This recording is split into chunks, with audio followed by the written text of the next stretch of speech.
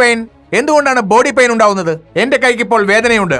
അപ്പോൾ ആ വേദനയുടെ കാരണം എന്താണ്? കാരണം ആ ഏരിയയിൽ ഓക്സിജനേറ്റഡ് ബ്ലഡ് കൃത്യമായി എത്താത്തത് കൊണ്ടാണ്.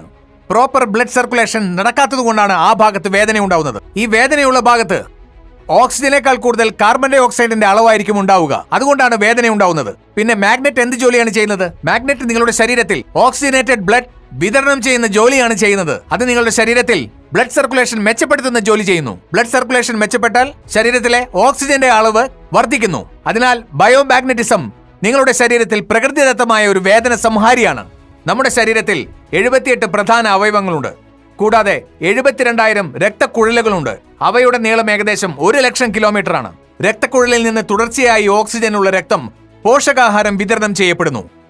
അപ്പോൾ ഈ മാഗ്നറ്റ് നമ്മുടെ ശരീരത്തിൽ എങ്ങനെ സ്വാധീനം ചെലുത്തുന്നു എന്നാണ് നിങ്ങൾ മനസ്സിലാക്കുന്നത്?